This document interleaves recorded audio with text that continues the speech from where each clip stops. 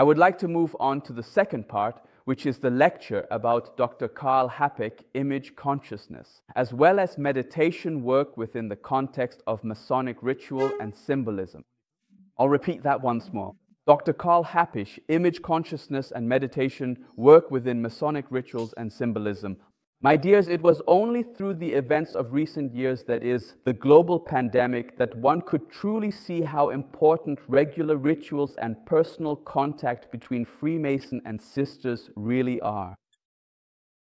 The shared experience, or the collective entry into a ritual, but also a cosmic event in the form of a Masonic ritual, changes the participants on several levels. The one who is initiated undergoes a lasting transformation. He'll always remember his initiation. After initiation, one must continually replenish and recharge oneself with ritual experiences. This is already very clearly emphasized in the Book of Constitutions of 1723 by Brother James Anderson. I quote, "The lodge is either a particular or a general one. One understands it best by visiting it regularly." End of quote. For a person who is participating in a Masonic ritual, doors to inner realms of the soul can open by themselves without any special measures. Nowadays, it is extremely difficult to achieve this state in everyday life without some kind of aid. And it is precisely from this that we can understand just how much the person who only thinks, but also the person who is not initiated, has been accessed paradise. Because he no longer has the possibility to access a large part of his inner soul realm. And when it comes to the topic of soul realms, as we heard earlier, there is also knowledge, hidden knowledge that resides within us. Hidden soul realms that give us access to our childhood or to memories that may be buried, that might even be able to uncover traumas. All of this can be triggered by a ritual, and nowadays it is becoming increasingly difficult to work on such things outside of a ritual. I don't just mean the Masonic ritual, but these kinds of things in general. That is why, these days, people usually need psychotherapists, psychologists, perhaps even medication and so on. But don't get it wrong, Freemasonry is not a self-help group.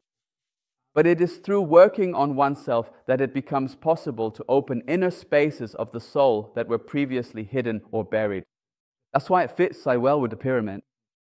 You have to uncover everything. You have to somehow get your hands on everything archaeologically in order to reach spaces that you can only discover through measurement technology that otherwise would never find. And it's much the same inside us. And that is Masonic work. The purely thinking person, my dears, is divided, split in two, an alchemical hermaphrodite against their will, a platonic sphere person struggling to become whole again.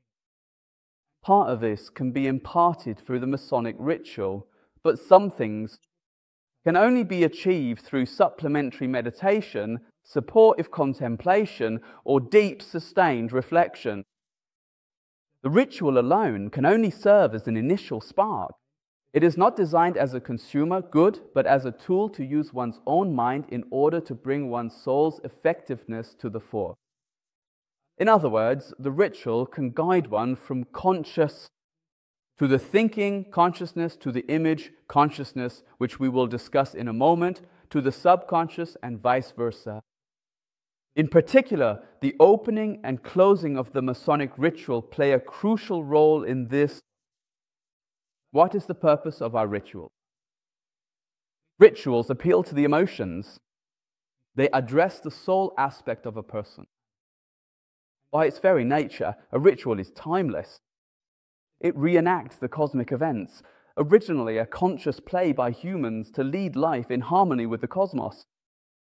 The Dutch cultural historian Johan Huizinga writes on the subject of play, quote, "Into the imperfect world and into the tangled life, it brings a temporary, limited perfection." End of quote.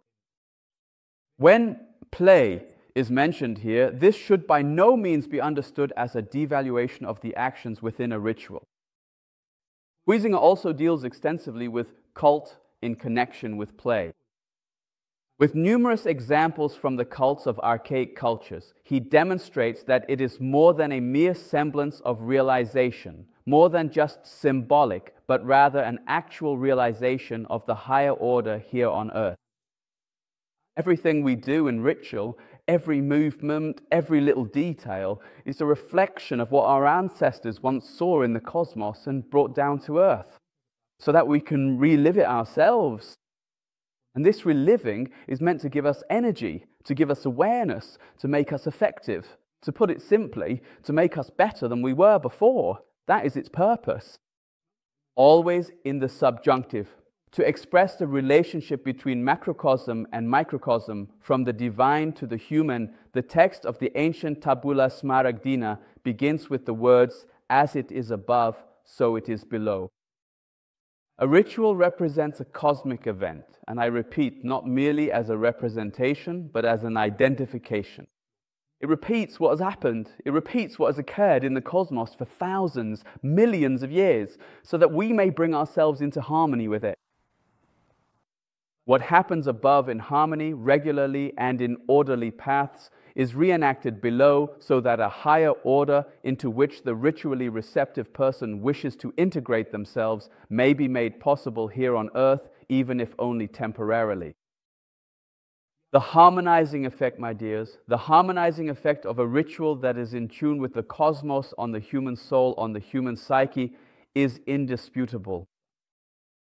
I repeat, this identification with the cosmic events is a central element of Masonic ritual and Masonic symbolism. The opening and closing of rituals always form an inhaling and exhaling, a winding and unwinding. In many Masonic systems, it is therefore always necessary to open each lodge from the first up to the respective degree during the ritual. That is, for the Fellowcraft degree, the entered apprentice degree must first be opened in order to then be able to open the Fellowcraft degree. For the Master Mason degree, the entered apprentice degree must first be opened, then the Fellowcraft degree, in order to be able to enter the Master Mason degree. And exactly the same applies to the closing. When closing, this winding and unwinding applies just the same, but in exactly the reverse order. This varies from Masonic system to Masonic system. Personally, I don't use the term ritus. I find it to be an incorrect or ambiguous term. Instead, I say Masonic system. This differs from Masonic system to system, and every method, if it is unwound during the closing in the same way it was initiated during the opening, then it follows the principle of cosmic order and cosmic events. If systems do things differently, then they follow a different principle. Both are legitimate, it's just that you can tell by this which system or order one has followed. So during an initiation, there are those who are knowledgeable and already initiated, who can interpret every action, facing at least one uninitiated person who is experiencing these things for the first time. Every action in the ritual and every symbol has a meaning. For all participants, even if the initiate, that is, the one being admitted at that moment, cannot yet know anything of the richness and depth, and indeed knows nothing yet.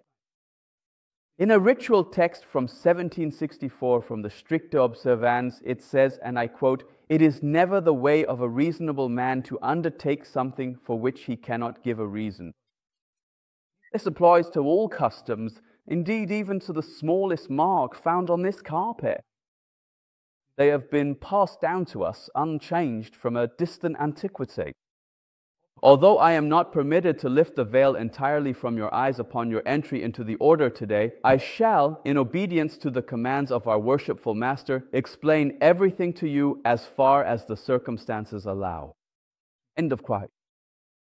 It is precisely at this point that ratio, that is, rationality, begins to take the lead in every Masonic ritual, which until that moment was the responsibility of the emoter, that is, feeling, but also conscience. So, in most Masonic rituals, there is a transition where one enters as an initiate, guided by the junior warden, who symbolizes the conscience or the feelings because one is in a state of emotion.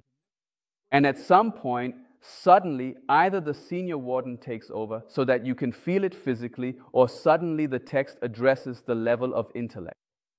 And there is a very deliberate interplay between the two. And in every Masonic system, there is always a certain intention to create a break where something is meant to happen, whether I am addressing the intellect or the heart. So it's very well thought out, even if today, as we've often heard, we pretty much know what has been lost in this regard. I repeat, it is precisely at this point that the intellect, that is ratio, begins to take the lead in every Masonic ritual. Whereas in that moment it was emotion, that is feeling, but also conscience, that was in charge. Feeling and intellect are deliberately employed during a Masonic ritual and are represented by the two wardens, that is, by two different officers. The balance between emotio and ratio in the Masonic ritual will be discussed in more detail later, because this balance is incredibly important so that all the messages we receive during an initiation or a ritual are not only heard, but also become part of the formation of the heart. Because what I hear, I might forget tomorrow, but what I have inscribed in my heart, I will never forget. That is why there is a significant difference in the interplay between the senior and junior warden, between ratio and emotio. And now comes our dear Dr. Karl Happisch, who described this to us 100 years ago. Dr. Karl Happisch, 1878 to 1947, founding Lodge Master of the Darmstadt Freemason Lodge, Zum Flammenden Schwert, which was established in 1921, made use of meditation in his analysis of rituals and symbols, just as Freemasonry itself uses rituals to convey its fundamental moral principles. This lodge, Zum Flammenden Schwert, and its daughter lodges, Zum brennenden Dornbusch, zur weißen Taube, so all are represented here. This lodge and its assigned lodges use his method. And my dears, everything that has been developed and propagated here in recent years is based on his technique and has been shaped in his spirit. Let me repeat that. This lodge, Zum Flammenden Schwert, and its assigned lodges use his method.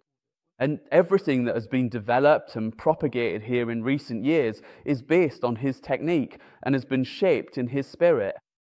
The Wolfstieg Gesellschaft was founded in his spirit.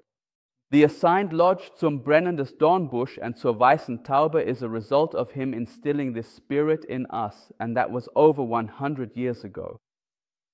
And it is to him, not just to Wolfstieg, but to him, that we owe this entire development, of which we can truly be very proud. I am even prouder that I am his 16th successor in the office of Worshipful Master of Lodge Zum Flammenden Schwert in Darmstadt. When I was appointed to Darmstadt in 2012, no one could have guessed what would be set in motion by that and how far we would come under his spirit. For that, I am grateful to him. Perhaps he is even listening in. So, shortly, after having sung his praises to the skies, I will now soon describe that layer which Dr. Karl Happisch referred to as image consciousness, which in my opinion underlies the Masonic ritual and can offer deep insights into the experiences of initiation. In order to create such associations, images, correspondences, thoughts, connections, and relationships within oneself, one must leave behind a conscious mind and embark on the journey to the soul center, to the core of one's being. In image consciousness, almost all our memories are stored as images. This is where all fairy tales and myths are to be found. It is the place of creativity, genius, and artistry. In this respect, this layer of images, or imagery, is central, indeed even more vital than conscious thought.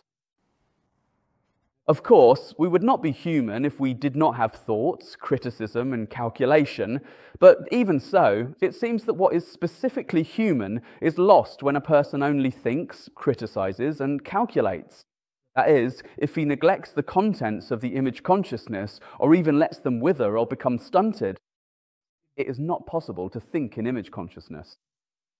All perceptions occur in images. This is why Freemasonry works very consciously with images and symbols as well, and has been using this method in Masonic ritual and symbolism for over 3 centuries. The natural balance between the two types of consciousness, thinking, consciousness and image consciousness, or in other words, between the senior and junior wardens, has, according to Dr. Karl Happich, been lost and would need to be relearned or trained again. And that is precisely what the Masonic ritual in general, and certain rituals in particular, attempt to achieve, to guide us into this level of image consciousness. For example, an interesting one, I always use the example of the hexagram.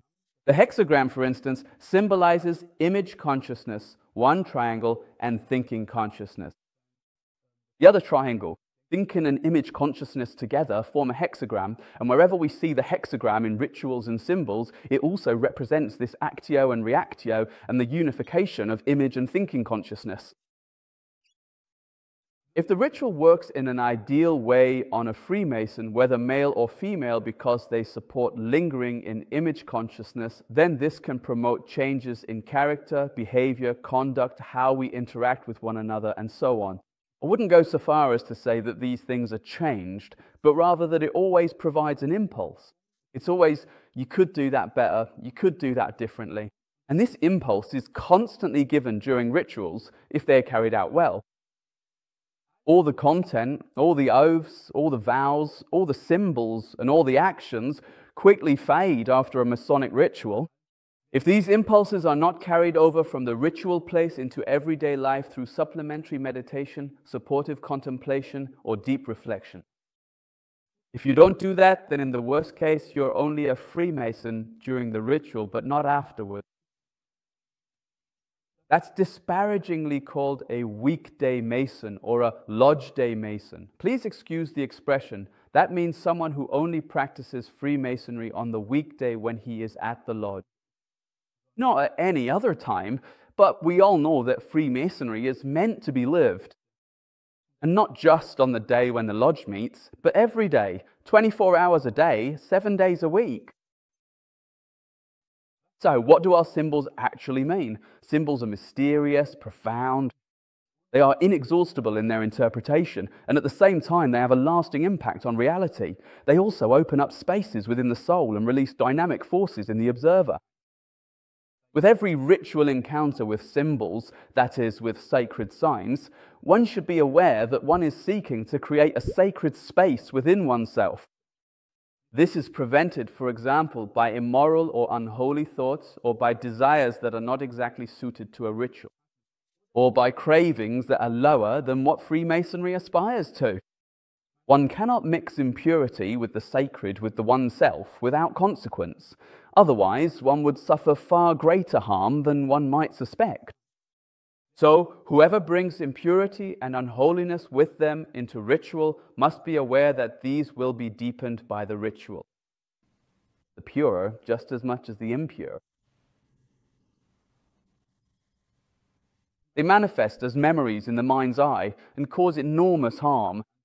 Not least, this is expressed in disturbances of the soul, in psychosis. Just to name 2 examples. The great responsibility borne by those performing the ritual cannot be emphasized strongly enough. The examination before the opening to see whether the uninitiated or profane are present, whereby this does not refer to people, but rather to the thoughts one has, goes in the same direction. Rituals create spaces in which there is room for the sacred, for purity, for the divine, for goodness, and indeed for love. Sacred signs are also called symbols. No one alone can invent symbols, for signs must have passed through the hearts, and I always emphasize the heart, through the hearts into the innermost soul, perhaps, of many people called to this before they possess all the qualities of a true symbol. A true symbol is clear and simple in its form, but it is multifaceted in its meaning. Therefore, we cannot value the groundwork of our forefathers, and I'll add, our foremothers, yes, I'll be cheeky today, highly enough. Who devised the sacred, pure, divine, and good symbols that are meant to make our Masonic work easier today, so that we can reach our goal more quickly, to be at peace with ourselves, the cosmos, and the world, and to be aware of our responsibility within the family, among friends, and in society? If one were to practice Freemasonry daily, like yoga or Pilates, and if one were to select the people one had met according to the criteria by which one would choose one's own family, then one day sisters and brothers would become friends and family members. Unfortunately, this approach is being pursued less and less, but it is Dr.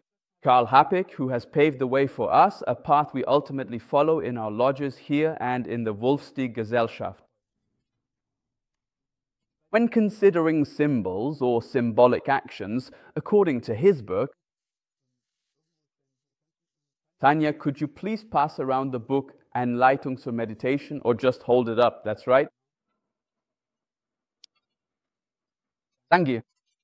When considering symbols or symbolic actions, according to his book Anleitung zur Meditation from 1938, we have completely lost a concept that was self-evident to our ancestors, both men and women. For them, there was the broad and comprehensive concept of correspondence. For our forebears, it was never about saying this is or this means. By the way, I always try to avoid that myself when explaining something, saying this is or this means. Instead, one should approach it much, much more gently. So for our forebears, it was not about saying this is or this means, but rather that it corresponds, that it is in correspondence. The same applies to the either or, which nowadays, unfortunately, we all too often prefer to the both and. One should be aware that Masonic ritual work goes into the heart, goes into the soul, or takes place in the heart or in the soul. Not in the mind, which is constructed afterwards and is therefore just as important. I would like to remind you again of the interplay between the senior and junior wardens during a ritual. In most Masonic systems, ritual work in Enter-Dead apprentice degree takes place in the passive and in Fellowcraft degree in the active, to then initially culminate in the unifying and the Master Mason degree. I repeat, in most Masonic systems, ritual work in the first degree takes place in the passive, and in the second degree in the active, to then initially culminate in the unifying in the third degree. Often, the fourth degree, the one that leads to rediscovering oneself, is forgotten, neglected, or dismissed, yet it is becoming increasingly important in our present age of restlessness. A Masonic ritual can serve to guide one from the conscious to the thinking, consciousness to the image, consciousness, and to the subconscious. And as mentioned, the other way round as well, from the subconscious to the image, consciousness to the thinking, consciousness to the conscious. Just as a seed grows in darkness and silence, in stillness, so too does the essential form in the heart, in the soul. From this stillness, everything else that is constructive develops. That is why initiation into entered apprentice degree is, among other things, the most memorable and enduring of them all. Each of us who has been initiated remembers this experience the most. All the others that follow are also beautiful, but they will never reach the level of emotional depth as the initiation into the first degree. So now we've been playing it a bit softly. Now, of course, comes the most important part, the dangers. There are always dangers. There's always the fine print. The danger. Not only does a great responsibility lie in the hands of those carrying it out, but there are also dangers involved. As I said, in Freemasonry, we can see the thinking consciousness represented by the person of the senior warden, who, among other things, stands for ratio. As for the image consciousness in Freemasonry, we can see it represented by the person of the junior warden, who stands for feelings or for emotio. That is why it is clear that there must be a constant exchange between thinking and image consciousness, that is, between the inner and personal senior and junior wardens, so that a person remains mentally active, inwardly balanced, and autonomous. This balance is guided in the ritual by the worshipful master, and in the soul space of each participant by the inner worshipful master, that is, one's own free will. These insights were known in earlier centuries to the enlightened, to initiates, to saints, to medicine men, shamans, mystics, the knowledgeable, and yogis, etc. They were known. Gradually, knowledge of these connections was lost, and in some cases, only forms remained, which over time came to be interpreted in different ways.